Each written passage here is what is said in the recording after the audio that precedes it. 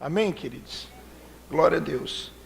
Bem, queria falar algo nessa noite muito tremendo, pelo menos para a minha vida tem sido muito tremendo. Eu queria que você abrisse a Bíblia no livro de Apocalipse, no capítulo 14. Nós estamos nesse ano com uma direção clara que o Senhor falou comigo, já falou conosco, né, desde a virada do ano passado, de que nós estamos sendo chamados, na verdade a igreja do Senhor está sendo chamada para subir, para habitar com Ele, para estar ligada a Ele. Esse é um ano de subida, é um ano de movimentos, né? E não só movimento, mas habitação nas regiões celestiais. Amém, queridos? E nós temos tido muitas confirmações de que o Senhor quer isso para nós. E não só para nós, mas eu creio que para a igreja do Senhor na terra. Glória a Deus. Amém? Então, é importante que a gente esteja atento à trombeta de Deus que toca. E o Senhor tem tocado uma trombeta para convocar o seu exército a subir. Vamos falar um pouco aqui, tem muita coisa para falar, e a gente pede que o Espírito Santo possa ajudar a falar tudo, e nós possamos assim entender o direcionamento que o Senhor quer. Apocalipse 14 diz assim: Então olhei e vi o Cordeiro em pé sobre o monte Sião, e com ele 144.000, que traziam escrito na testa o seu nome e o nome do seu Pai. E ouvi uma voz do céu como a voz de muitas águas e como a voz de um grande trovão. A voz que ouvi era como de arpistas, que tocavam com as suas harpas, e cantavam um cântico novo, diante do trono, e diante dos 4 seres viventes, e dos anciãos. Ninguém podia aprender aquele cântico, senão os 144.000 que tinham sido comprados na terra. Estes são os que não se contaminaram com mulheres, pois são virgens. Estes são os que seguem o Cordeiro para onde quer que ele vai. Esses são os que dentre os homens foram comprados para ser as primícias para Deus e para o Cordeiro. Na sua boca não se achou engano. São irrepreensíveis. Amém? Feche seus olhos. Pai, nós entregamos essa palavra e esse tempo que nós vamos estar partilhando e compartilhando com os nossos irmãos. Nas tuas mãos, Espírito de Deus, nos guie nessa noite. Toma conta desse ambiente, Senhor, para que o teu nome seja glorificado. Tu és o centro da nossa vida, Senhor. E nós queremos, Jesus, que o teu nome, teu santo nome, seja exaltado na nossa vida, nesse lugar. Em nome do teu Filho Jesus, nós entregamos esse tempo. Amém. Amém, irmãos. Glória a Deus. Preste atenção. Nós não queremos que o nosso evangelho seja um evangelho de clichês, evangelho de frases de efeito, evangelho de frases bonitas, mas que de fato não tenham realidade. O evangelho precisa ter realidade na nossa vida.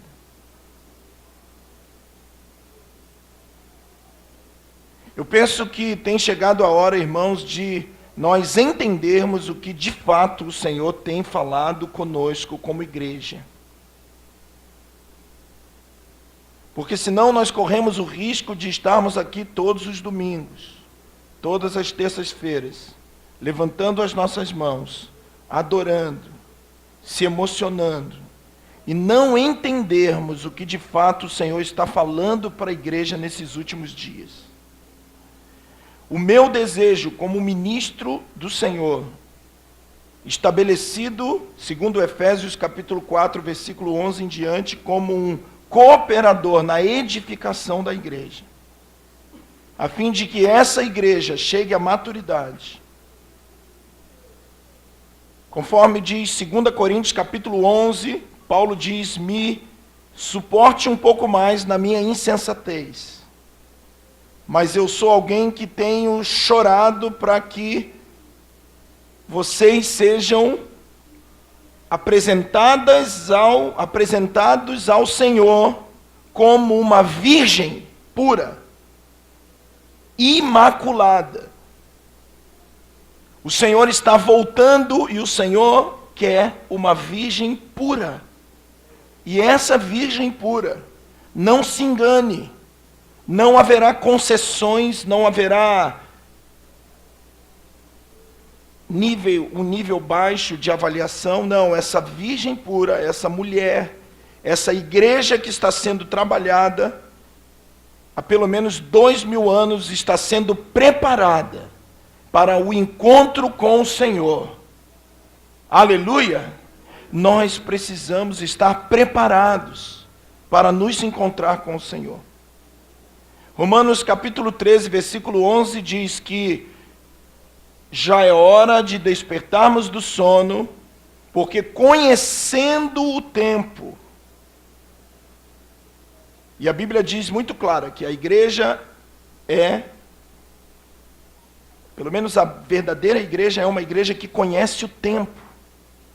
E que tempo é esse? O tempo da vinda do Senhor. Amém? Porque a nossa salvação está agora mais próxima do que quando aceitamos a fé. E isso Paulo escreveu há 2000 anos quase. Então, se há 2000 anos a salvação já estava próxima, você imagina agora. Não podemos mais viver como se Jesus não fosse voltar nunca. Não podemos mais, como igreja do Senhor, e eu não estou falando isso somente para vocês que estão aqui, mas eu estou falando para toda a igreja do Senhor, e eu sou alguém incluso nela. A nossa esperança está nos céus, a nossa pátria está nos céus, de onde aguardamos o nosso Salvador. Paulo diz isso. Aleluia, querido! Isso motiva o teu coração? A verdadeira igreja do Senhor está motivada, animada, não com bênçãos terrenas, mas com a promessa da sua vinda. Isso deve motivar a verdadeira igreja do Senhor. A Bíblia fala de um grupo de pessoas, e esse texto é um texto muito interessante, porque ele usa uma expressão 144 mil. E alguém pode achar que esse número é um número literal de 144 mil pessoas de fato. Mas 144 mil fala de um número redondo, de um número completo. Nós não temos tempo para abrir exatamente o que esse número significa, mas talvez um outro dia, talvez em algum estudo a gente faça isso, mas esse número significa uma completude daqueles que o Senhor tem elegido, daqueles que o Senhor tem encontrado, que de fato entendem o posicionamento de esposa do Cordeiro. Amém, queridos? Muitos são chamados, mas poucos são escolhidos. Porque entre o chamado e a escolha, é necessário que haja uma resposta nossa a esse chamado. Glória a Deus! Então eu quero, querido, estar inserido nesse grupo. E eu creio que você também quer estar inserido nesse grupo. Homens, mulheres, uma igreja perfeita, aprovada. Uma igreja irrepreensível. Talvez você diga, isso não é para mim, mas, querido, se isso não é para nós, então, para quem é?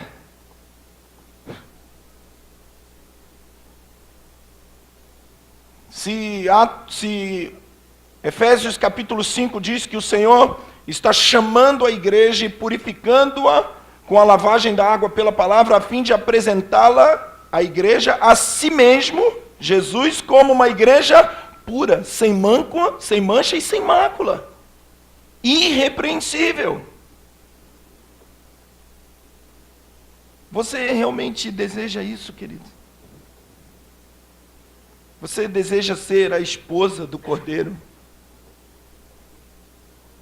Nós desejamos de fato ser a esposa do Cordeiro.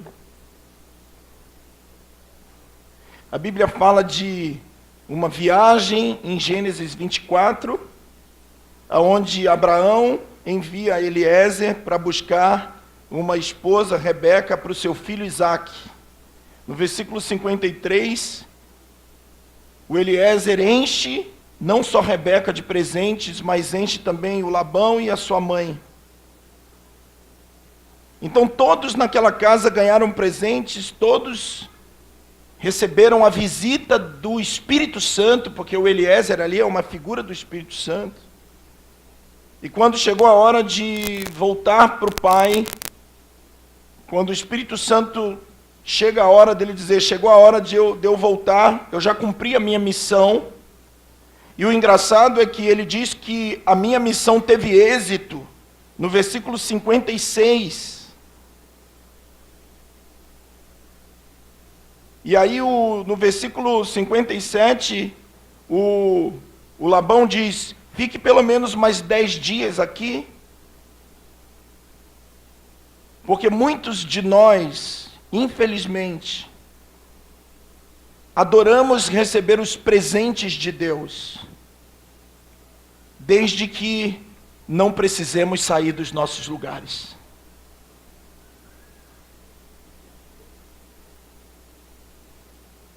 E no versículo 56, Eliezer diz, a minha missão está cumprida.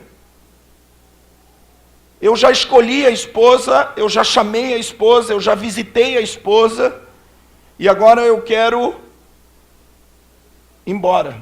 Eu preciso voltar para o Abraão, porque eu tenho um compromisso com ele. Não me detenha. E Labão diz, então vamos perguntar à mulher qual é a decisão dela. E no versículo 58, você vai com ele, com esse homem, e sabe qual é a resposta de Rebeca? Eu irei. Aleluia! Muitos já ouviram eu dizer isso aqui, mas o que me chocou hoje, quando eu olhei esse texto, é que no 56, o Espírito Santo já tinha cumprido a sua missão. Isso me assusta, me encanta e me assusta. Por quê? Porque a missão do Espírito Santo não é tirar a resposta da igreja. A missão do Espírito Santo é convencer a igreja para que a igreja tome a decisão de ir ou não. Então, queridos, nós estamos sendo impactados por palavra, nós estamos sendo impactados por revelações, nós estamos sendo impactados por direcionamentos do Senhor, e tudo isso não pode ser só mais uma modinha. Isso precisa ser verdade na minha e na sua vida. Glória a Deus.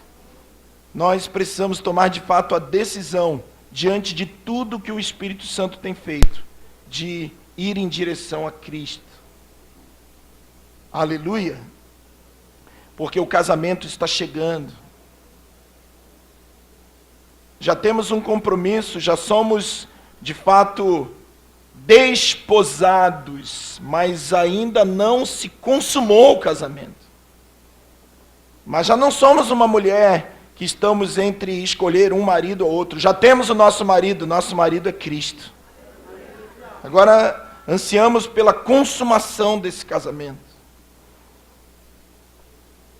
Glória a Deus, querido. Eu quero muito que você deseje colocar isso como uma prioridade, como a prioridade da sua vida. Irmãos, nós como igreja estamos muito confusos. Porque existem muitos focos, existem muitos afazeres, existem muitas coisas estamos procurando e fazendo, entre aspas, em nome de Jesus. E, de novo, entre aspas, para a glória de Jesus. Mas, na verdade, não tem nada a ver com Jesus. Tem muito mais a ver conosco do que com Jesus. Mas eu quero crer, querido, que você é alguém que tem entendido o Evangelho do Reino. Eu quero crer que você é alguém que tem sido tocado pelo Espírito Santo nesses últimos dias. E tem ansiado e desejado o encontro com o Senhor. Que tem pensado todos os dias nesse encontro. Que não tem acordado sem pensar e não vai dormir sem pensar nesse encontro. Que tem buscado, como diz Mateus 6,33, o reino de Deus e a sua justiça, e entendido que todas as outras coisas que a gente precisa, o Senhor vai suprir, porque Ele é fiel para fazer isso. Uma esposa que ama o marido, uma esposa que se submete a esse tratamento, e uma esposa que ama e que está aguardando ansiosamente, como diz o apóstolo Pedro em 2 Pedro 3, ardentemente a sua volta. Como diz Paulo em 2 Timóteo 4, que amam a sua vinda.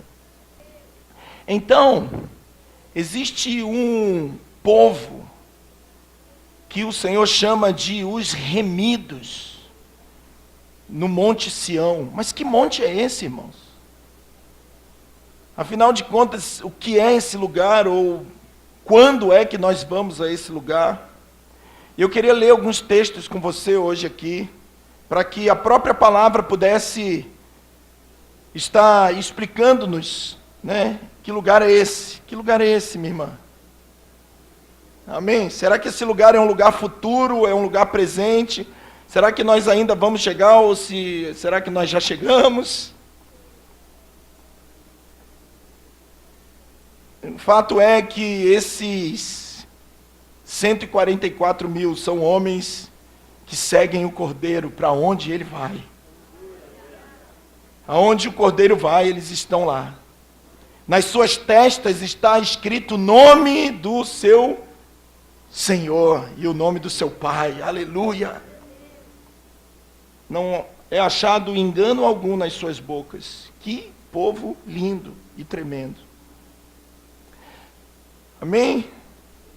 Abra sua Bíblia em Isaías 33, versículo 13.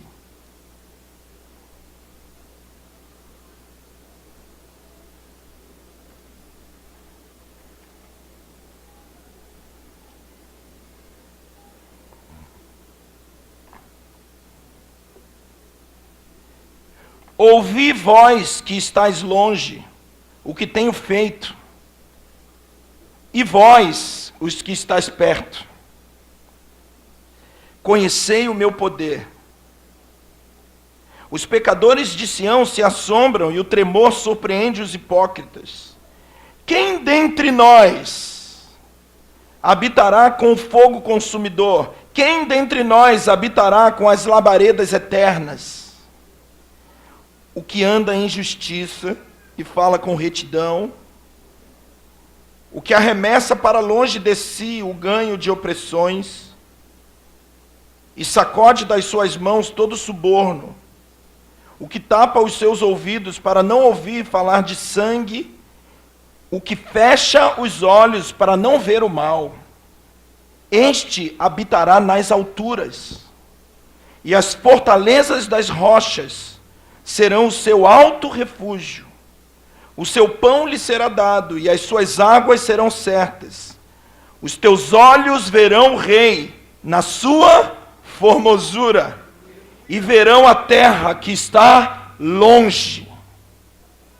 Aleluia! Me parece que o Senhor está começando a dar algumas dicas para nós, sobre quais os atributos desse povo que habita nesse monte que pega fogo. Salmo 24.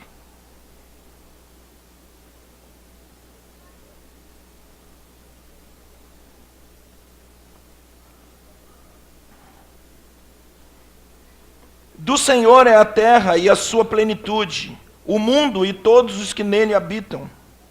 Pois ele afundou sobre os mares e afirmou sobre as águas.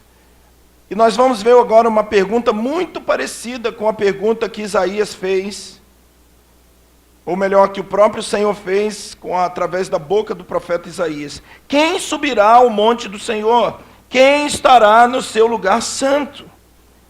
E o versículo 4 diz: aquele que é limpo de mãos e puro de coração, que não entrega sua alma à vaidade, e nem jura enganosamente, este receberá do Senhor a bênção. E essa bênção aí, meu irmão, não está no plural, ela está no singular. Maria, Maria, Marta, Marta, você está atarefada com muitas coisas, mas uma só coisa te basta. E Maria escolheu a melhor parte. Um pouquinho depois, no Salmo 27, o Davi vai dizer: uma coisa peço ao Senhor e a buscarei, que eu possa habitar junto com Ele. Amém? E eu tenho falado aqui para os irmãos que a nossa lista de oração tem que diminuir muito, até chegar só em um pedido: eu quero estar com o Senhor. Igual a gente canta aqui, né? O que nós cantamos aqui precisa ser realidade. Amém, amados? Eu só desejo meu Senhor, por toda a minha vida eu só desejo meu Senhor. Não me deixe sair desse lugar. Isso precisa, querido irmão, ser realidade na nossa vida. O Senhor não quer ouvir dos nossos lábios somente, o Senhor quer olhar o nosso coração e olhar para cada um e dizer: realmente eles só querem a mim.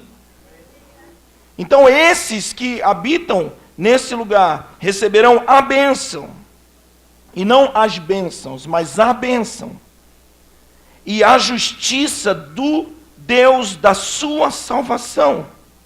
Tal é a geração daqueles que o buscam, daqueles que buscam a tua face, ó Deus de Jacó. Levantai, ó portas, as vossas cabeças, levantai-vos, ó entradas eternas, e entrará o Rei da Glória. Quem é o Rei da Glória? O Senhor forte e poderoso, o Senhor poderoso na guerra. Levantai, ó portas, vossas cabeças, e levantai-vos, ó entradas eternas, e entrará o Rei da Glória. Quem é o Rei da Glória? A resposta agora muda um pouquinho. O Senhor dos exércitos, Ele é o Rei da Glória. Quando Jesus ressuscitou, Ele foi visto por uma mulher chamada Maria Madalena. E aquele encontro é maravilhoso. Você sabe o que aconteceu? Ela não reconheceu o Senhor na primeira vista, e quando dá as costas, ouve a voz, e ouvindo a voz do nosso Senhor, ela diz: Rabone. Porque a voz do Senhor não disse mais nada, só chamou o nome dele. Só chamou o nome dela, Maria. E ela se estremeceu toda e olhou para trás e: é o meu Senhor. E eu fico pensando que naquela hora ela quis tocar nele, porque se fosse eu ia querer me jogar no colo dele. E eu não acho que Maria seria diferente, mas ele diz: não me toque, porque eu ainda não fui ao Pai. Então você talvez não saiba, mas Jesus, antes de estar com os discípulos novamente, depois de ressurreto, ele subiu ao Pai. E as entradas eternas perguntam: quem é que está batendo na porta? Qual homem ousa bater nas portas celestiais? Quem é esse ousado que de uma forma inédita está batendo nessa porta? E ele diz: é o Senhor, poderoso na guerra. Ele é o Rei da Glória. Então levante-se, ó portais e entradas eternas, porque o Rei da Glória está batendo nas tuas portas. E aí você sabe que Jesus desce, e um dia em João capítulo 20, as portas estão trancadas, e os discípulos estão escondidos ali dentro, e de repente ele entra e diz: Pai seja convosco.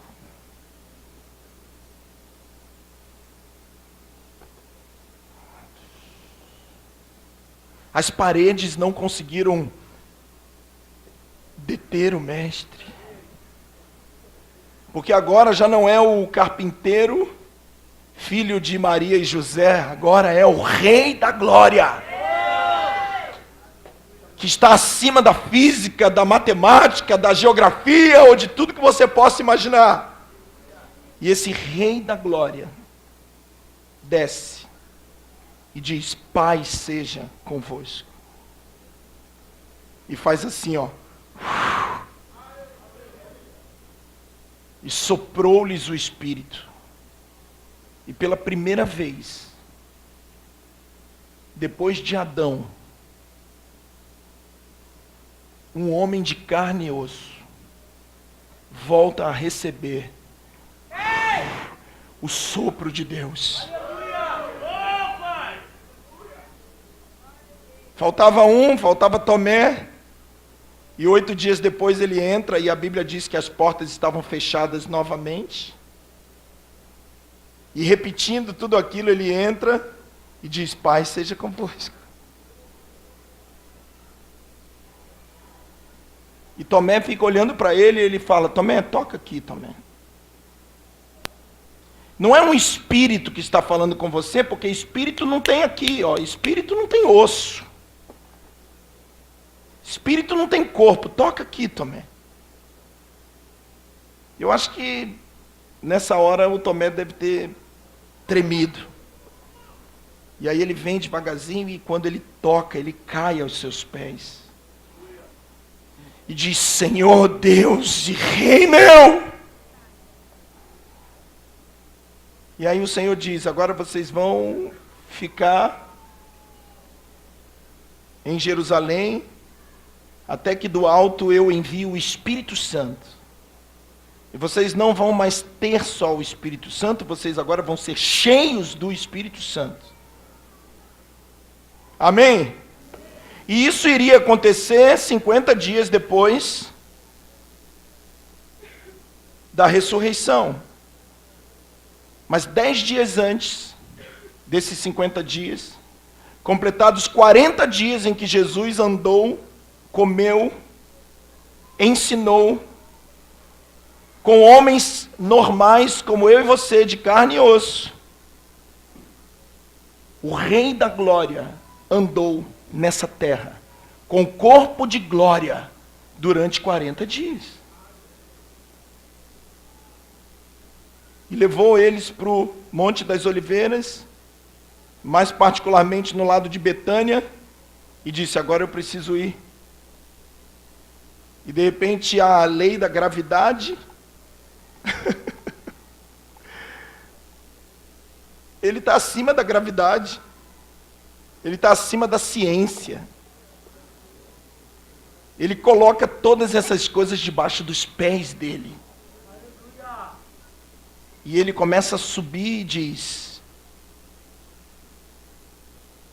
lembrai-vos, porque eu disse que vocês iam receber o Consolador. E naquela hora os discípulos não tiram os olhos do céu, porque o Rei da Glória está subindo de novo. E os anjos aparecem e dizem para ele: ó varões galileus, porque vocês estão olhando para o céu, esse Jesus que está subindo vai descer também. E agora esse Rei da Glória chega pela segunda vez nos portais eternos e bate novamente. E alguém de lá de dentro: quem é o rei? Quem que está batendo? E ele diz: o Rei da Glória. Mas agora já não é mais o rei poderoso na guerra, mas é o Senhor dos exércitos. Me parece que agora ele já não sobe sozinho, ele sobe com um exército. E a Bíblia vai dizer, querido, que esse exército são aqueles que estão assentados com ele nas regiões celestiais. Efésios capítulo 2, versículo 6: e vos ressuscitastes, e os sentou, estamos assentados com ele nas regiões celestiais. Hebreus capítulo 12, versículo 22 e 23, abra aí.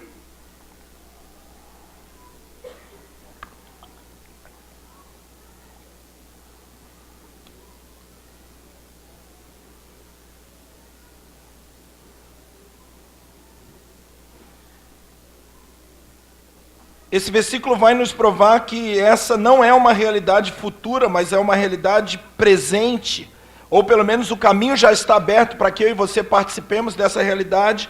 Tendes, porém, chegado, já é uma realidade, ao Monte Sião. Glória a Deus. A cidade do Deus vivo, a Jerusalém celestial e aos muitos milhares de anjos, a universal assembleia e a igreja dos primogênitos inscritos nos céus, tende chegado a Deus, o juiz de todos, e aos espíritos dos justos aperfeiçoados, a Jesus, o mediador de uma nova aliança, e ao sangue da aspersão que fala melhor do que o sangue de Abel. Então a Bíblia vai nos ensinar, irmãos, que esse Monte Sião não é algo somente futuro, mas é algo que nós já estamos chegando desde já. Amém? E eu estava pensando com o Senhor, e eu falei, Senhor, eu amo essa conversa de escatologia, essa conversa de quando Jesus volta, essa conversa de quem estará com Ele, essa conversa de como será o reino de Deus, como será manifestado o reino de Deus. Isso tudo é muito bom, mas algo que tem sido colocado no meu coração, eu creio pelo Senhor esses últimos dias é: filho, não adianta você saber tudo sobre a minha volta e não estar preparado para a minha volta. É bem possível que muitos teólogos e muitos homens extremamente preparados em escatologia saibam tudo de escatologia, mas não entrem. São mais ou menos como os soldados romanos que conduzem os outros à cruz, mas não morrem nela.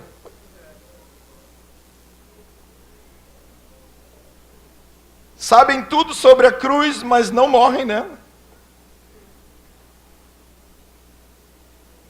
E eu fiquei pensando, eu falei, Senhor, como que eu posso estar preparado para ser esse exército? Como que de fato eu posso estar preparado para ser aprovado? Irmãos, nós já vimos na Bíblia aqui hoje que esses remidos do Monte Sião, o Senhor já está chamando desde agora. Amém? Já existe uma palavra em Isaías, quem é que vai subir e habitar com o monte fumegante?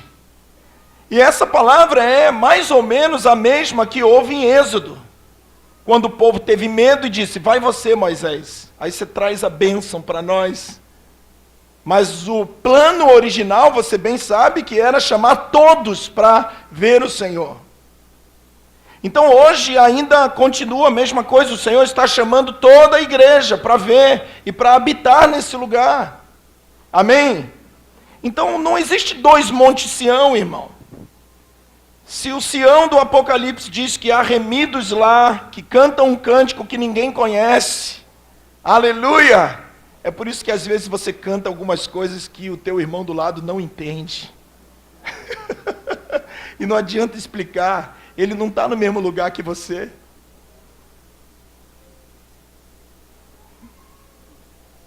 Porque não é uma questão de entendimento intelectual, é uma questão de ambiente onde você habita. É por isso que eu tenho entendido, querido, que não adianta ensinar teologia. Embora seja muito bom a gente ensinar sobre Bíblia, mas a gente precisa ser daqueles que não querem só saber, mas querem habitar com Ele. Eu conheço pessoas que sabem muito e não habitam, e eu conheço pessoas que não sabem quase nada e habitam.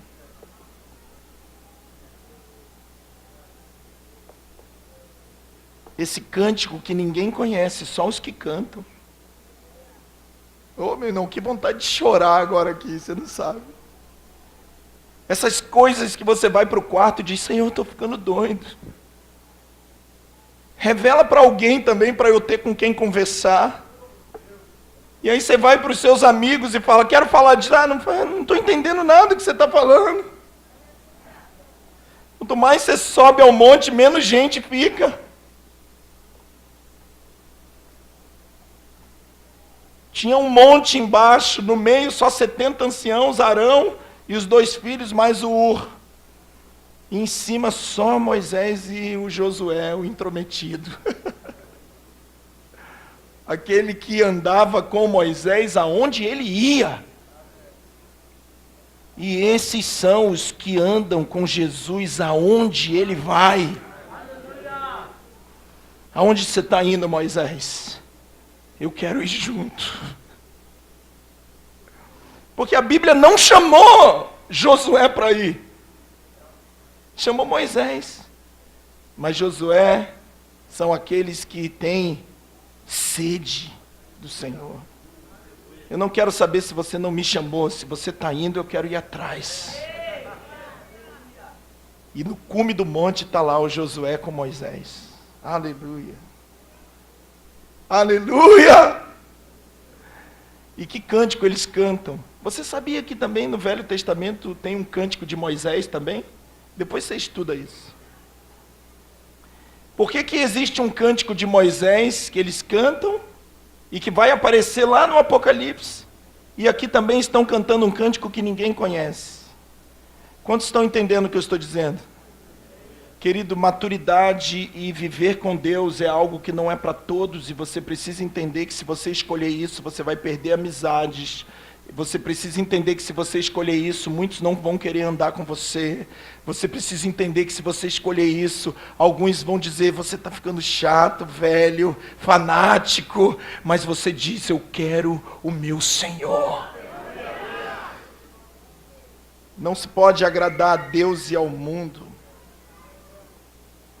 Como que nós dizemos que queremos andar com Deus e temos medo de perder as coisas do mundo? Não me parece muito honesto essa declaração. Então não há dois montes Sião. Só existe um. Em Isaías nem o nome se fala. Em Isaías ele é chamado de um monte fumegante, aonde habita as labaredas de fogo. Aleluia!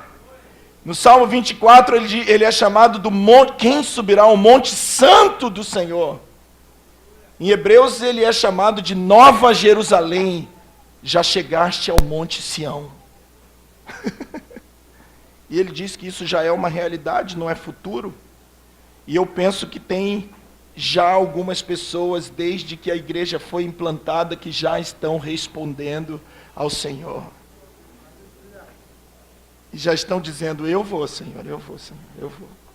Então, em cada época, o Senhor tem chamado. Você lembra da parábola dos trabalhadores na vinha, em que ele vai chamar às 3 horas, depois às 6 horas, depois às 9 horas, depois às 11.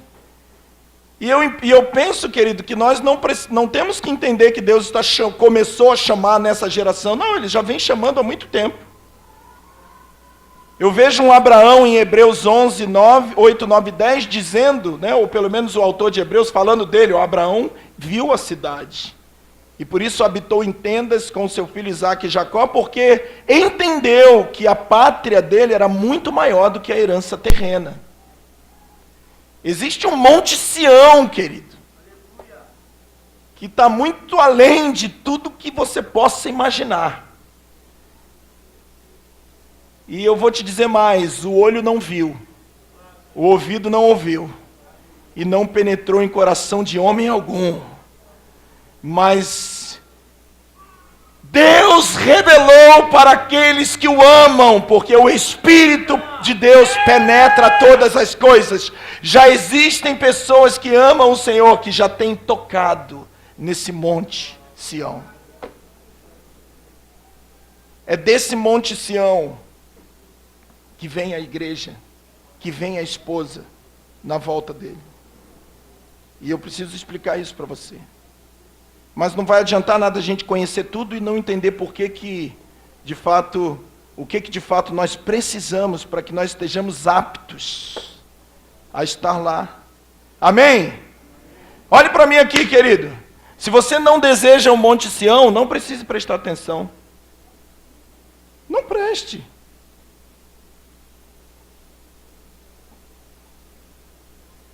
Porque nós vamos falar de coisas aqui agora que são necessárias para aqueles que vão habitar nesse monte. Mas se alguém diz, sendo bem honesto, meu irmão, eu não tenho desejo nenhum de habitar nesse monte, então menos um problema. Não preciso me preocupar, porque não é desejo meu. Mas você sabe que nos últimos dias, e eu vou ser bem honesto aqui, no último mês, de um mês para cá, o Senhor tem todos os dias me mostrado coisas que precisam mudar na minha vida. Coisas que você não vai ver os meus braços fazerem, porque externamente você olha para um homem e diz, me parece um homem correto, um homem bom, mas você não conhece as intenções do meu coração, você não conhece os pensamentos da minha mente e nem os desejos mais obscuros da minha alma. Mas o Senhor conhece. E o Senhor diz, sabe o que é adultério? Adultério não é quando você deita com uma mulher que não é sua. Adultério é quando você pensa numa mulher que não é sua. Sabe o que é homicídio? Homicídio não é quando você tira a vida de alguém, mas quando você odeia alguém e já mata esse alguém no seu coração. Eu não adultero e não mato, e não sou um homicida, pelo menos externamente. Mas para habitar nesse monte, Ele não vai me avaliar externamente, Ele vai me avaliar por dentro e por fora. Então eu separei uma lista de 7 coisas, e essas 7 coisas nada mais são do que a soma de Isaías 23 com Salmo 24, excluindo as repetições dos 2 textos. A primeira coisa é, aquele que anda em justiça. Diga comigo, anda em justiça. A segunda coisa, aquele que fala com retidão. Terceira coisa, aquele que lança longe de si os ganhos da opressão. Depois o profeta vai dizer, aquele que sacode das suas mãos todo suborno. Depois ele vai dizer, aquele que tapa os seus ouvidos para não ouvir falar de sangue. O 6 vai dizer, aquele que fecha os olhos para não ver o mal. E o Salmo 24 vai dizer, aquele que é limpo de coração, limpo de mãos e puro de coração, e se você der uma boa analisada, ele limpo de mão e puro de coração está entre os 6 primeiros de Isaías, mas ele diz, aquele que não entrega a sua alma à vaidade. Irmãos, e eu fico olhando para essas 7 coisas, que Deus está falando claramente comigo. Você quer ser um dos remidos de Sião? E o Senhor bem sabe o quanto eu desejo ser a esposa ou membro ou parte da esposa de Cristo. E eu creio que você também deseja isso. Eu creio que nós não estamos mais falando para uma igreja interesseira como Labão, que só quer presente. Eu creio que nós estamos falando para uma Rebeca que entendeu que vai casar, que está indo em direção ao Isaac. Aleluia. Labão não entende isso, porque Labão não pode cantar esse cântico. A mãe da Rebeca não... Que cântico é esse, Rebeca? Ah, mãe. Ninguém sabe, só a gente. Mas eu creio, irmãos, de verdade, que eu estou falando para todos aqui desejam estar inseridos como esposa do Cordeiro. E quando eu olho para essas 7 coisas, irmãos, eu não me vejo preparado para nenhuma delas. Será que de fato eu ando em justiça? Será que todas as minhas atitudes são atitudes justas? Será que a minha balança é de fato uma balança equilibrada? Ou será que eu faço acepção de pessoas? Ou será que eu julgo os amigos com menos rigor do que os inimigos, que eu nem deveria ter? Será que quando alguém que eu gosto faz alguma coisa comigo, eu digo, mas você errou, né, querido? Erros acontecem. Mas quando alguém que de repente eu não gosto faz uma coisinha assim comigo, eu já vou e digo: olha, você não pode fazer isso. Eu não ando em justiça totalmente. E eu preciso do Espírito Santo para me fazer andar em justiça totalmente.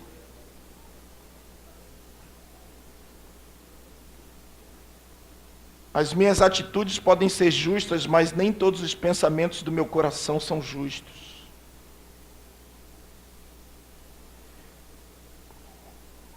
Será que de fato eu falo com retidão? Será que todas as coisas que saem da minha boca são retas?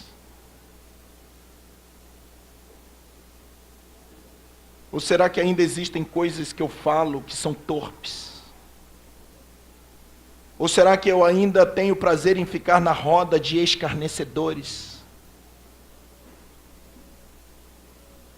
Ou será que eu ainda falo mal de pessoas? Talvez a minha boca não seja tão reta quanto você pensa que é. Será que eu lanço fora de mim os ganhos da opressão? O que é um ganho da opressão? É quando eu oprimo alguém para receber um ganho. É quando a minha vitória custou a derrota de alguém. É quando o meu sucesso fez alguém chorar. É quando numa negociação eu saio super feliz porque eu ganhei, mas eu acabei de quebrar uma outra pessoa. É quando eu sou um empresário e eu tenho empregados e eu pago mal a eles. E eu os trato como escravos, enquanto eu enriqueço.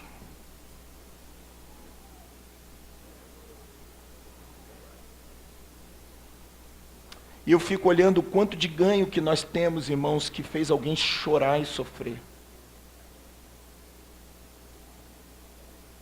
Talvez a gente possa estar saindo dizendo: estou tão feliz porque ganhei uma grande vitória, mas essa vitória custou a derrota de alguém. E eu preciso pedir a ajuda do Espírito Santo para dizer: Espírito de Deus, me leva para esse lugar. Será que eu, de fato, sacudo das minhas mãos todo suborno? O que é um suborno? Quando eu quero comprar pessoas.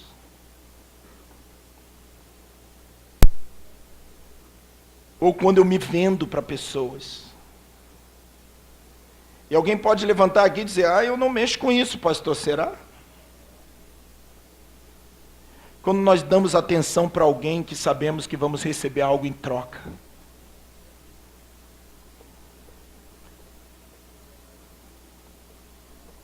Quando uma criança começa a falar com você e você não dá a mínima atenção, e eu não dou a mínima atenção, mas quando alguém poderoso, alguém influente, chama você e você diz: o que você quer? Eu me lembro que eu fiz uma viagem em 2014 com algumas pessoas bem famosas, e eu não vou citar os nomes aqui.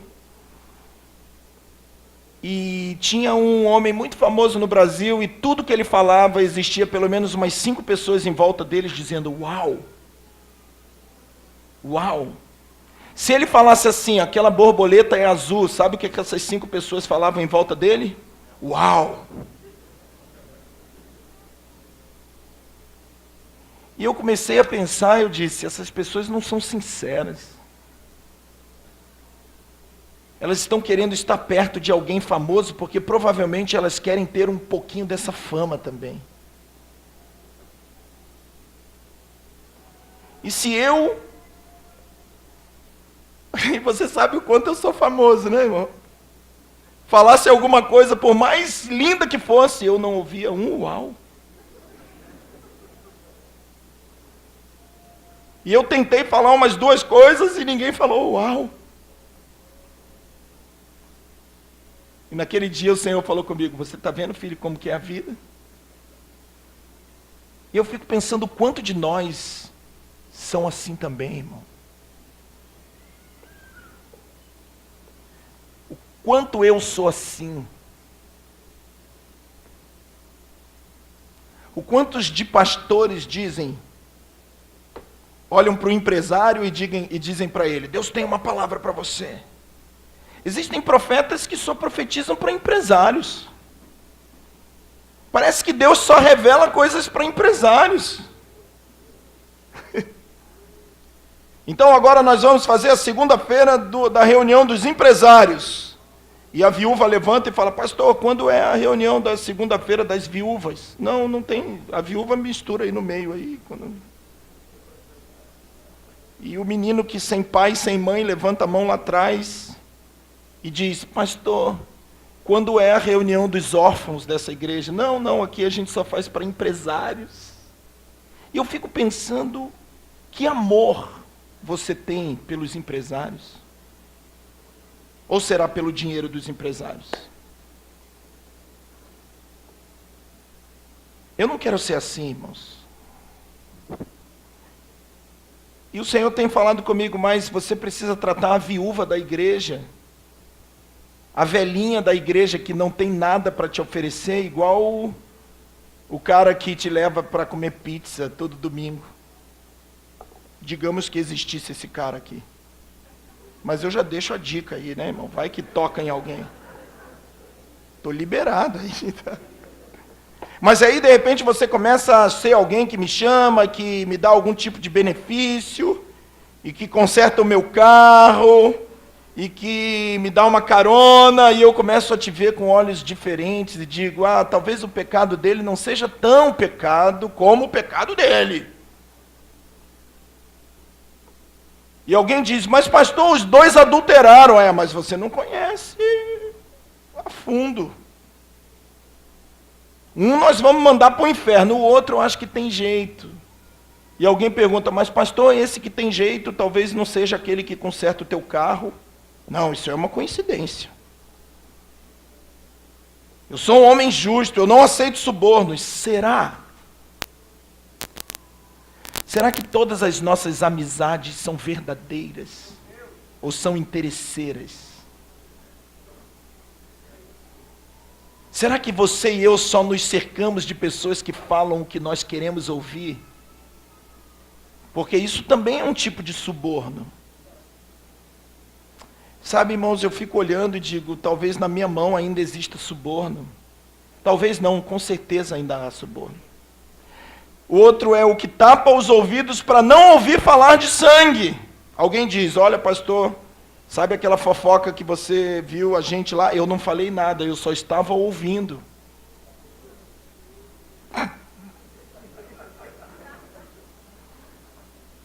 Eu juro de pé junto que eu não falei nada, eu só estava ouvindo. Mas aí o Isaías diz: mas não é só o falar reto.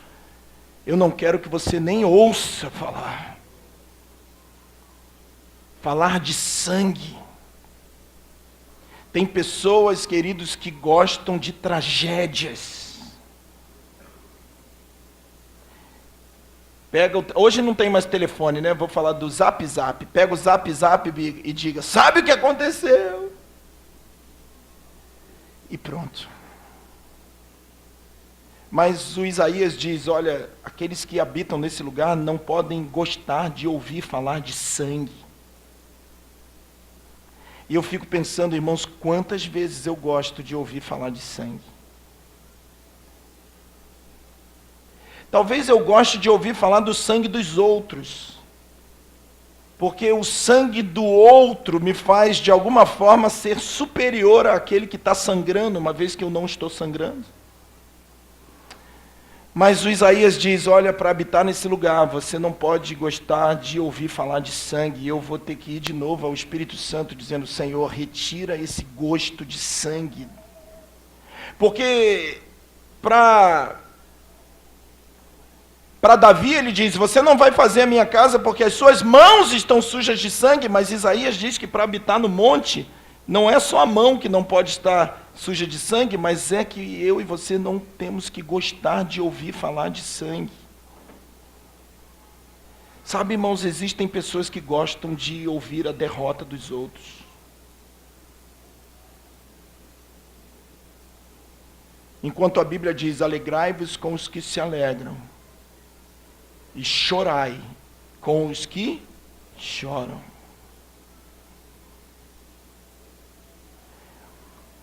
será que eu, como um profeta do Senhor, quando chego para uma menina de 14 anos e digo, se você continuar do jeito que você está, você vai acabar ficando grávida. E me parece uma atitude tão bonita isso, né? De avisar. E aí eu fico torcendo para ela realmente ficar grávida. Para que eu possa dizer depois para a igreja o seguinte, está vendo como que eu sou um homem de Deus? Será que isso também não é gostar de ouvir falar de sangue? Os profetas do Antigo Testamento profetizavam e não torciam para as coisas acontecer. Na verdade, eles profetizavam para avisar. E a profecia, segundo o conceito judaico, ela só atinge 100% da sua eficácia quando não se cumpre. Olha que coisa. Sabe qual é uma profecia tremenda a que Jonas deu para uma cidade inteira de Nínive? E a Bíblia diz que eles se converteram e não se cumpriu a profecia da destruição daquela cidade. E eu penso que às vezes eu gosto de ouvir falar de sangue, eu preciso confessar isso para os irmãos nessa noite. E de novo eu preciso voltar para o Espírito Santo e dizer, Senhor, tem misericórdia de mim, porque senão eu não vou habitar nesse Monte Santo.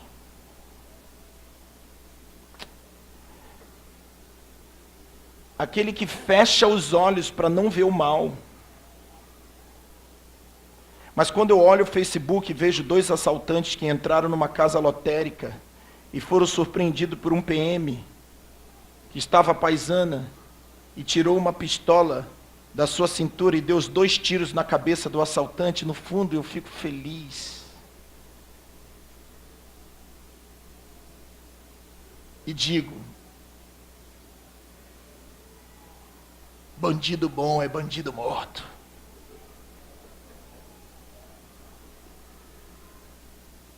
Quantas vezes eu faço isso, irmãos?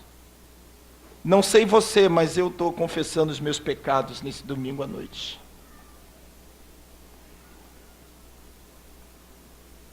Em ver alguém e ver um estuprador ser linchado na rua e ver... escolhe aí, querido. E olhar nos Facebook da vida e ficar feliz e dizer, justiça foi feita.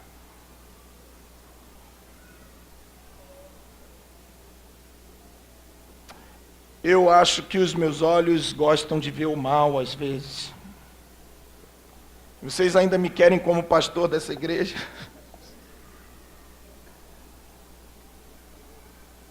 E aquele que não se entrega à vaidade. Aquele que sabe que não é nada. Aquele que não rouba a glória de Cristo para ele um pouco. Aquele que não está aqui pregando por dinheiro ou por fama. Aqueles que não colocam o videozinho no Facebook para a glória de Deus. Mas na realidade eles querem ser conhecidos no Brasil inteiro.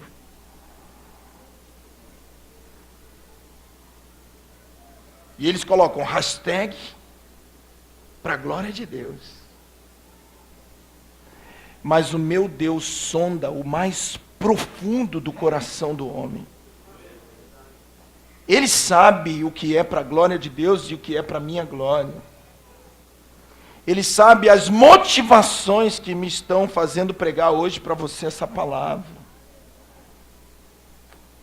E eu fico pensando, Senhor, eu tenho entregue a minha alma à vaidade. E quando eu olho para isso, minha carne treme dos pés à cabeça, e o Senhor fala comigo, filho, você está sabendo tudo sobre o Monte Sião, mas há uma grande chance de você nunca pisar nesse monte.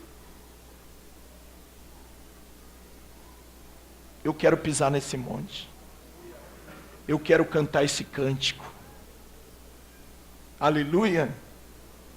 Eu não quero ficar de fora daqueles que seguem Jesus para onde Ele vai. Amém? Então esse Monte Sião é o céu, pastor, onde tem as ruas de ouro. E então nós vamos cantar nesse lindo coral.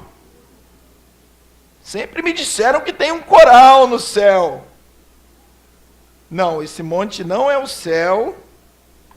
Não pelo menos o céu que nós, muitas das vezes, pensamos. Esse monte não é o céu das ruas de ouro onde a gente vai, esse céu egoísta, esse céu que não ama Jesus, esse céu que na verdade se ama tanto que quer um lugar melhor para morar. Esse monte não são as mansões celestiais que prometeram para a gente, não, esse monte é um lugar de onde a igreja vem para a volta e com Jesus na sua volta. Aleluia! Você sabia que quando Jesus voltar, ele volta com um exército? E que esse exército vai marchar com um corpo de glória semelhante a ele, e esse exército será tão poderoso, que ninguém vai ficar de pé diante desse exército, e é através desse exército, capitaneado pelo Senhor dos Exércitos, que Deus vai, através do seu Filho Jesus, subjugar a terra, e todo joelho dessa terra, até o seu que não quer nada, vai se dobrar diante dele.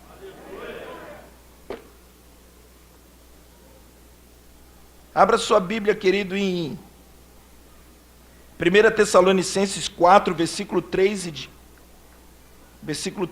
a 17.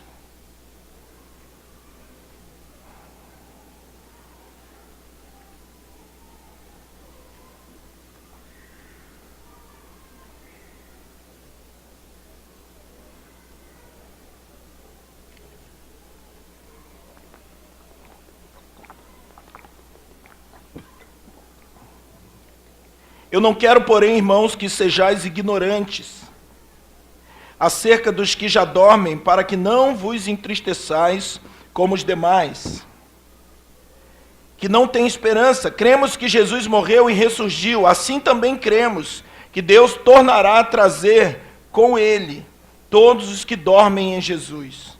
Dizemos isso pela palavra do Senhor, que nós, os que ficarmos vivos, para a vinda do Senhor, não precederemos os que dormem, pois o mesmo Senhor descerá do céu com grande brado, a voz do arcanjo, ao som da trombeta de Deus, e os que morrerem em Cristo ressurgirão primeiro.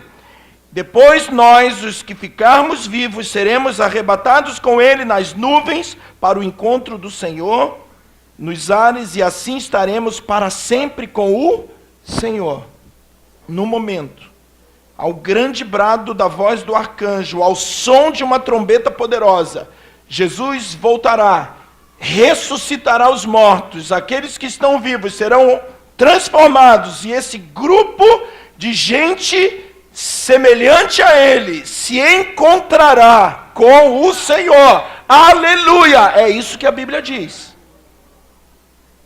Então, Hebreus disse que nós já chegamos a esse monte santo, e ele traz uma luz dizendo que a assembleia dos espíritos dos justos aperfeiçoados. Me parece que Deus já está chamando para esse monte e já nos capturou em espírito, mas a minha alma ainda está muito apegada a essas coisas. Mas o Senhor a cada dia está dizendo: suba, suba e suba, porque o convite para subir ainda está de pé. Então eu vejo, queridos, que para a glória de Deus, alguns de nós temos sido também arrebatados na alma. Alguns de nós estamos pensando mais nas coisas que são de cima. Amém? Você se identifica com isso? Alguns de nós não amam mais as coisas do mundo como amavam. Embora a gente ainda ame, mas a gente não ama tanto como amava antes. E a cada dia o Senhor tem arrebatado a nossa alma, o Senhor tem tomado a nossa alma, os nossos sentimentos, os nossos desejos, as nossas vontades, e levado também para esse monte. E um dia, ao soar da trombeta, e essa é a minha esperança, assim como o espírito e a alma estão sendo arrebatados, o corpo também será transformado e arrebatado para esse monte que nós já estamos, mas ainda não se manifestou, mas o dia que ele vier se manifestará. E alguém pode perguntar, e para onde nós seremos arrebatados? Bem, nós estamos indo para esse monte. E a Bíblia diz de onde esse monte, para onde esse monte, ou melhor, as pessoas que estão nesse monte vão.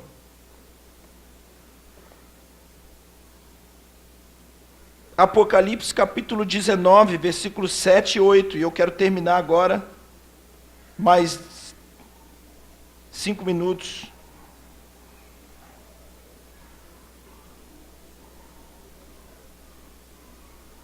Para a gente poder orar. Quem são esses remidos, queridos?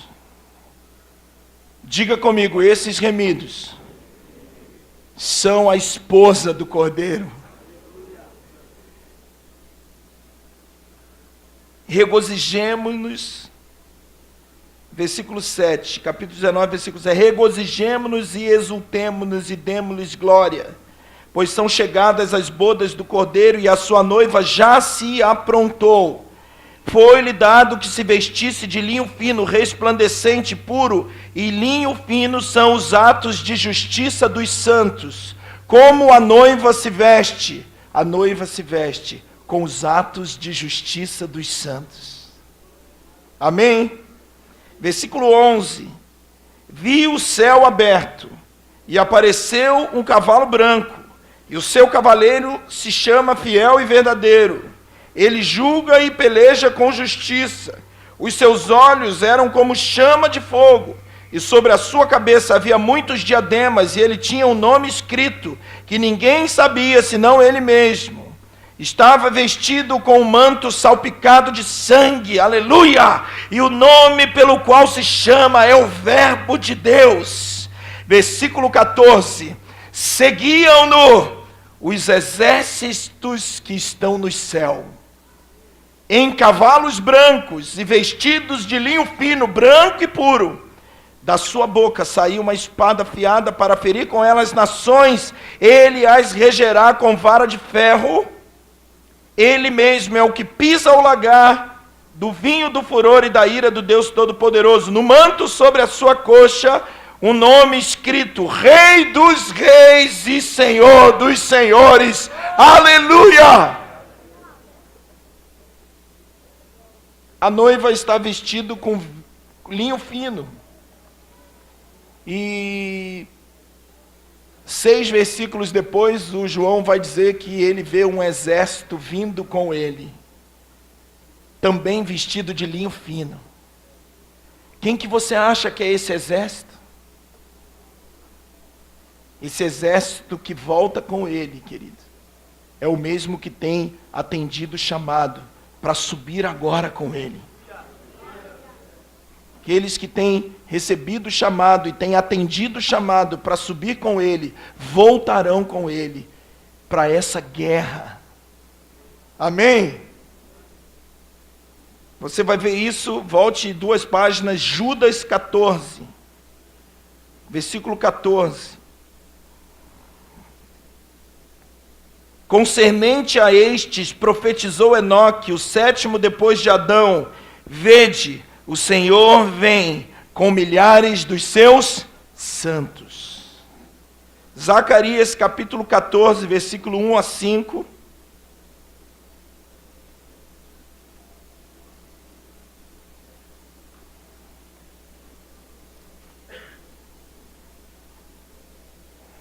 Vem o dia do Senhor, no qual os teus bens serão repartidos no meio de ti. Eu ajuntarei todas as nações para a peleja contra Jerusalém. A cidade será tomada, as casas serão saqueadas, as mulheres forçadas, metade da cidade irá para o exílio, mas o restante do povo não será expulso da cidade. Então o Senhor sairá, aleluia, e pelejará contra essas nações, como pelejou no dia da batalha.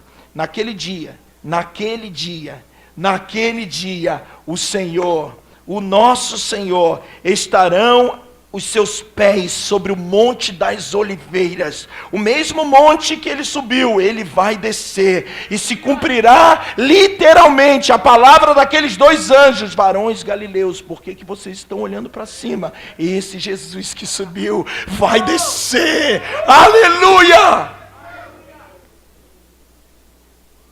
Que está a leste de Jerusalém para o oriente, o Monte das Oliveiras será dividido ao meio, para o oriente e para o ocidente, formando um vale muito grande. Metade do monte se apartará para o norte, a outra metade para o sul. Fugireis pelo vale dos meus montes, porque o vale dos montes chegará até Azel. Fugireis, assim como fugiste no terremoto dos dias de Uzias, rei de Judá. Então virá o Senhor, o meu Deus, e todos os seus santos com ele.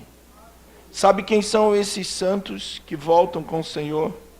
São os mesmos que estão atendendo o chamado. Quem subirá agora? Aleluia! E para terminar, querido, vem cá, Danilo. Você está cuidando da menina, né? Eu quero que você leia aí Joel capítulo 2.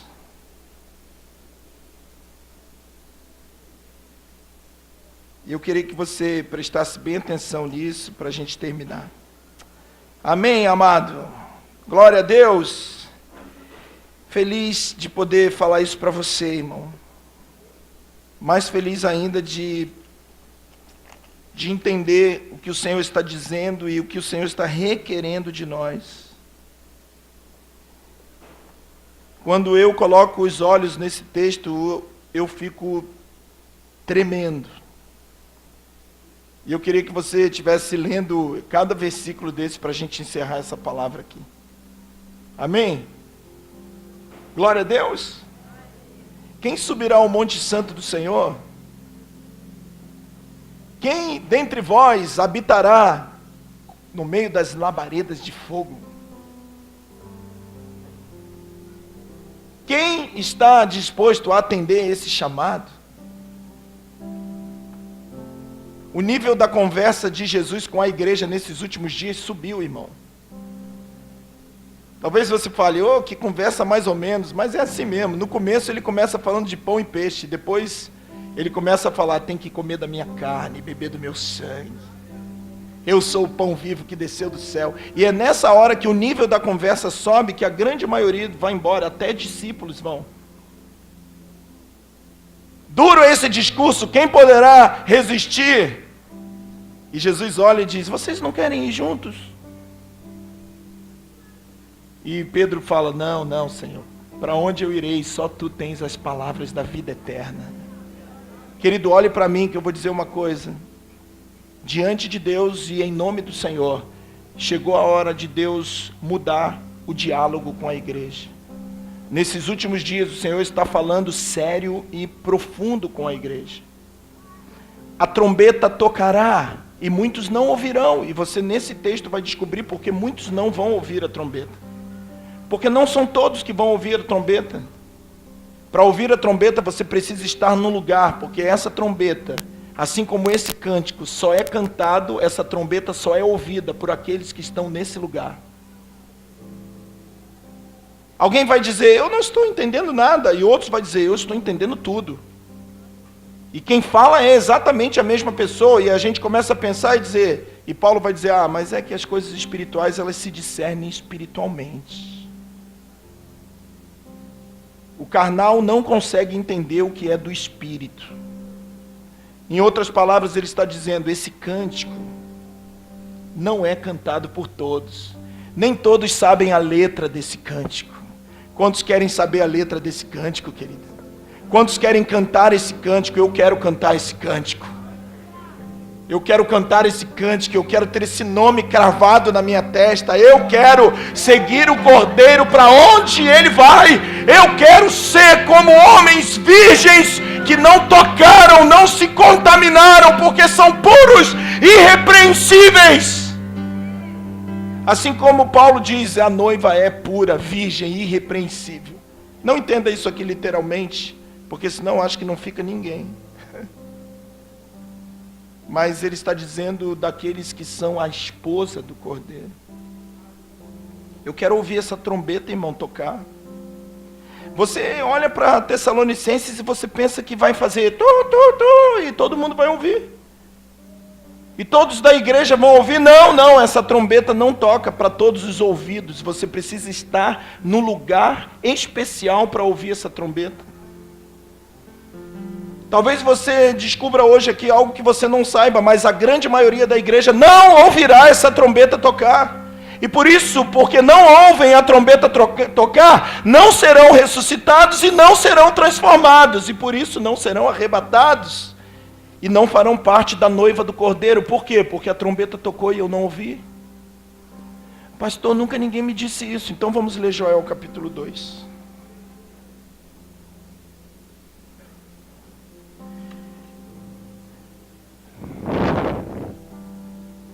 Olhe para a sua Bíblia aí. Bote aqui, querido, por favor. Quem não tem Bíblia, olha ali.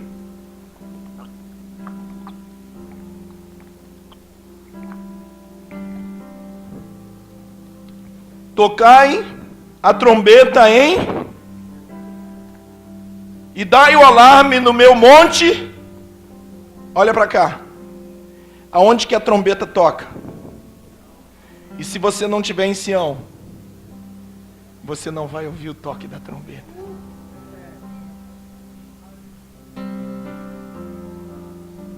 Ai, meu Pai.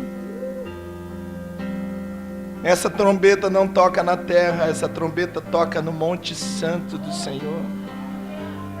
Então o Senhor está dizendo, suba para cá, porque senão você não vai ouvir essa trombeta. E muitos no meio da igreja estão dizendo, mais uma palavra de exagero, Jesus não está voltando. Por quê? Porque você não está no mesmo lugar que eu, querido. Você não está no mesmo lugar que... Eu não vou dizer que eu, mas você não está nesse monte. Talvez nem eu esteja. Ou pelo menos esteja muito pouco. Mas essa trombeta não toca, minha irmã, na terra. Essa trombeta toca no monte, João. Tocai a trombeta em Sião e dai o alarme no meu santo monte. Tremam todos os moradores da terra, porque o dia do Senhor vem e já está perto. Aleluia! Quem que vai ouvir? Quem está nesse monte. Eu acho que não, mas é porque você não está no monte. Essa trombeta não toca na terra. Esse cântico não é cantado pelos que habitam na terra. Esse nome não é sabido pelos que habitam na terra. Não, para cantar esse cântico você tem que estar no Monte Sião. Para ouvir a trombeta você tem que estar no Monte Sião. E para ter esse nome cravado em você, o nome fiel e verdadeiro, o verbo de Deus, aquele que anda no cavalo branco, olhos como chama de fogo. Querido, você e eu temos que estar no Monte Sião. Senão nós não ouviremos a trombeta. Crentes, religiosos, igreja interesseira, que está atrás de bênção da terra, você não está entendendo o que eu estou dizendo. Sabe por quê? Porque nós não estamos falando de coisas terrenas, nós estamos falando de coisas celestiais. Para ouvir essa trombeta, você precisa estar nesse monte, irmão.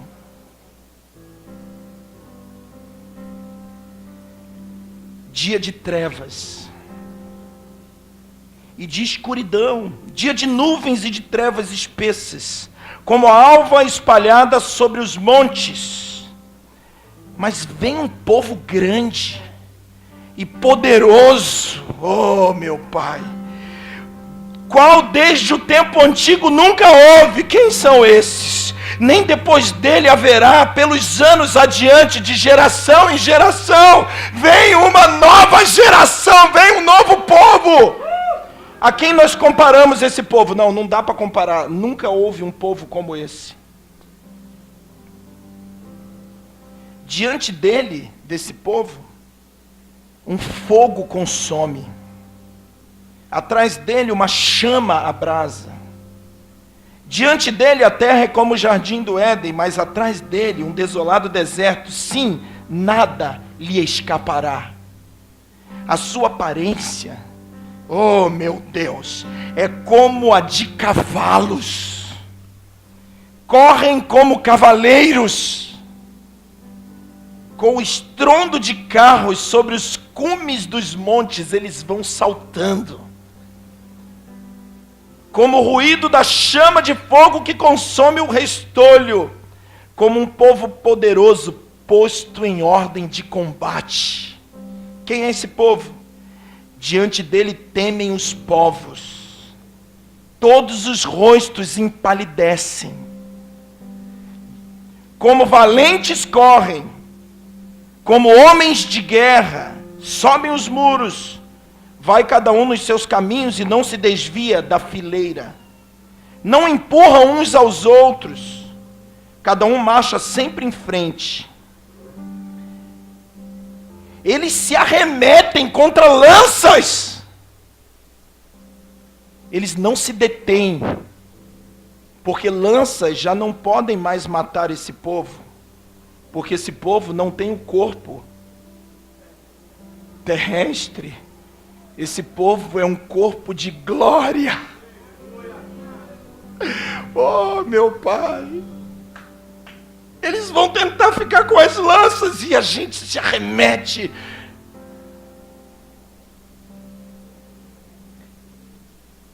Assaltam a cidade, correm pelos muros, sobem as casas, entram pelas janelas como ladrão. Diante deles treme a terra.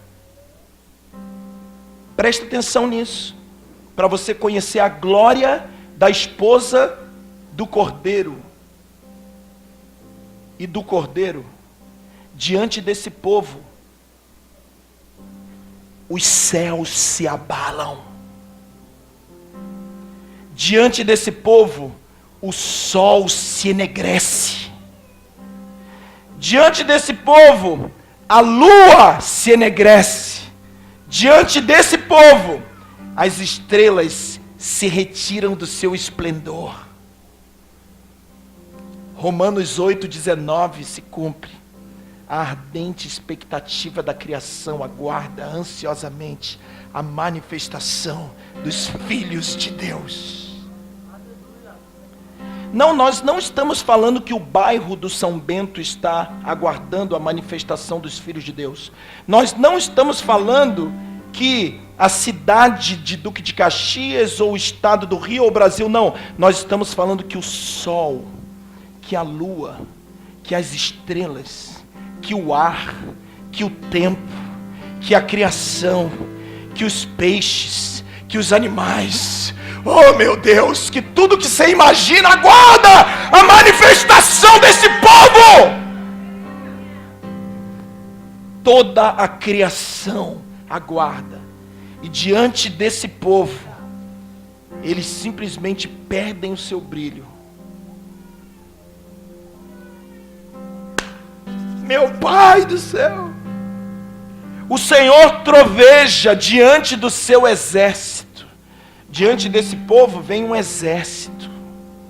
Aliás, esse povo, diante desse exército vem um Senhor. E quem é? Quem é? Ah, essa pergunta alguém já fez. Quem é que ousa bater? O Senhor dos exércitos. Ele é o Rei da glória. Muito grande é o seu exército, e poderosos são os que executam a sua palavra. O dia do Senhor é grande e terrível. Quem poderá suportar? Amém? Vamos ficar de pé, amados.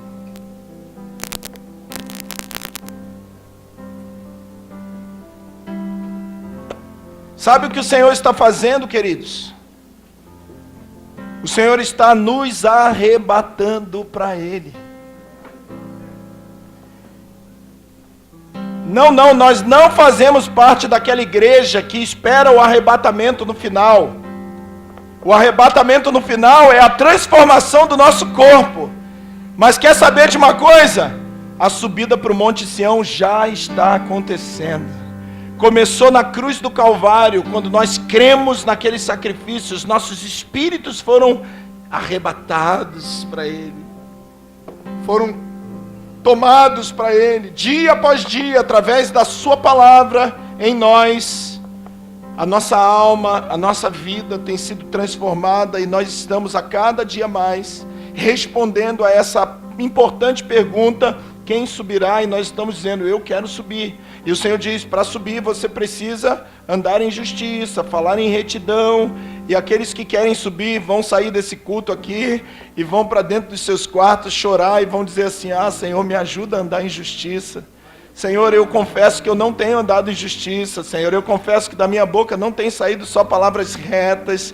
Eu confesso que a minha mão ainda tem suborno. Eu confesso que os meus ouvidos ainda gostam de ouvir falar o mal, e os meus olhos de ouvir de sangue, e os meus olhos de ver o mal. Eu confesso que eu ainda sou vaidoso. E sabe o que vai acontecer naquele quarto, irmão? Sabe o que vai acontecer ali? O Espírito Santo vai vir e vai dizer: eu vou te transformar. Eu vou transformar você. Eu só queria que você se reconhecesse culpado. Eu só queria que você entendesse quem você é. Eu só queria que você entendesse a necessidade desse encontro. E sabe o que vai acontecer? O Espírito Santo vai transformando a gente. E à medida que o Espírito Santo vai transformando, a gente vai subindo, vai subindo. E a gente já não está mais colado na terra. A gente já não ama as coisas da terra. A gente vive ligado no céu. E que Deus nos dê muitos anos de vida para que o Espírito Santo tenha tempo de fazer isso. Mas sabe como vai começar? Quando eu e você começarmos a olhar para essas 7 coisas e dizermos: eu estou inserido ali, eu não sou perfeito, eu preciso, Senhor, ser curado. Eu preciso ser curado.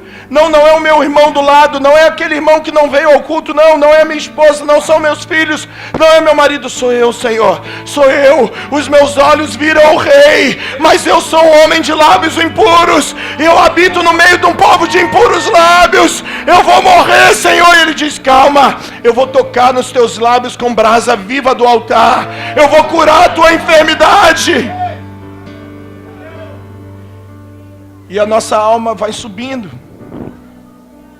E de lá daquele monte, irmãos, do monte que fumega, nós vamos ouvir a trombeta. Porque essa trombeta, essa trombeta só toca lá. Tocai a trombeta em Sião, tocai a trombeta e anunciai no meu santo monte: o Senhor vem, o Senhor vem.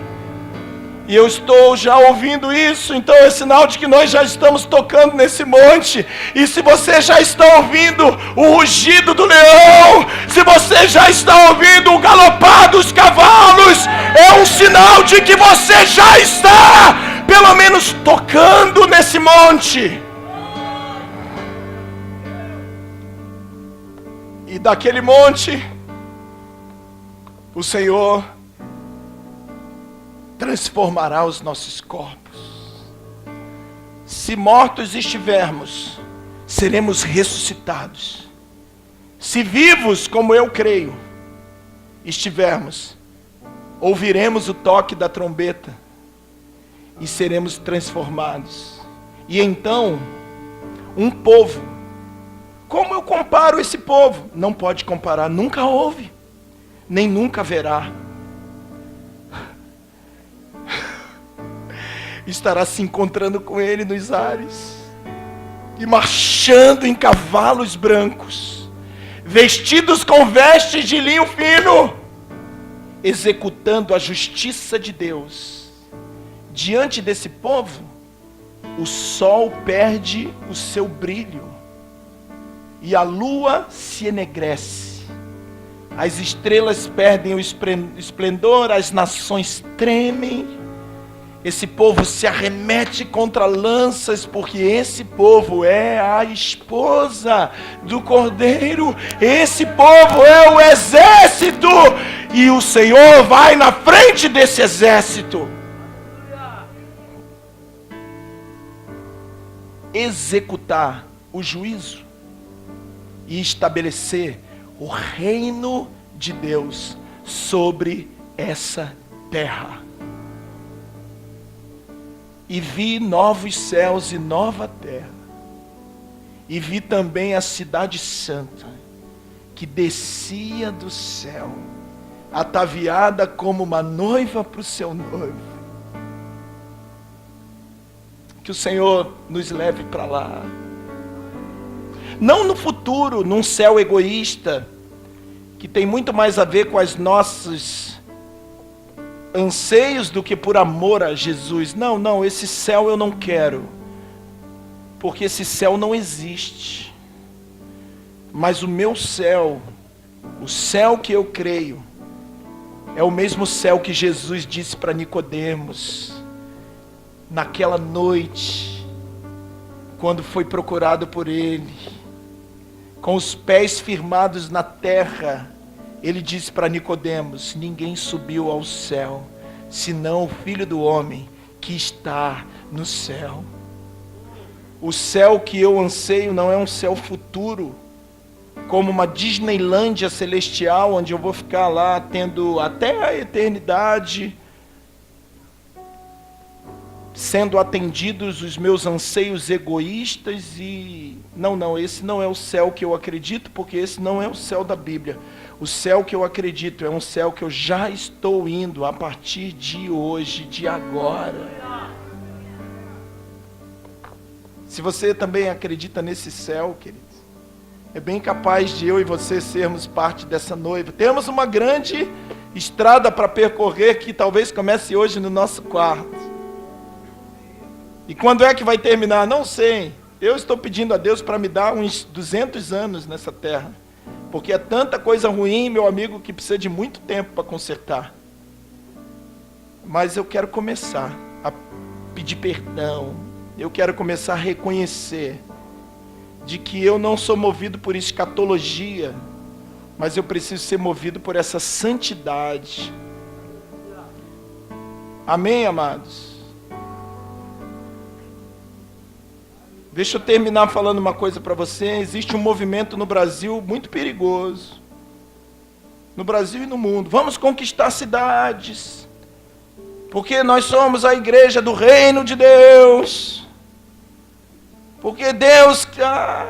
Então a gente sai conquistando cidade. Mas sabe o que diz Provérbios 16:32? Aquele que domina a si próprio, aquele que domina o seu espírito, a sua alma, é maior do que o que conquista uma cidade. Não, eu não faço parte dessa turma que quer conquistar tudo com obras sociais, que quer conquistar tudo porque nós somos a igreja do reino e Deus está aguardando. Não. Romanos 8:19, que diz que o mundo está aguardando, aliás, a criação está aguardando a manifestação, gemendo a manifestação dos filhos de Deus, é verdade. Mas o 23 diz assim: mas nós também gememos pela redenção do nosso corpo. Não, esse corpo não dá jeito nessa criação. Quem vai dar jeito nessa criação é esse exército aqui de Joel 2. Eu quero, antes de conquistar a cidade, eu quero conquistar a minha alma. Do que vale ganhar o mundo todo e perder a sua alma?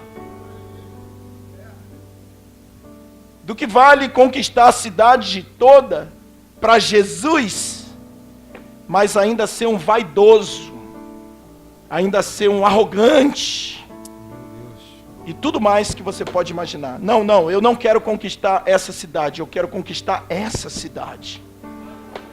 Feche seus olhos, vamos orar ao Senhor, queridos.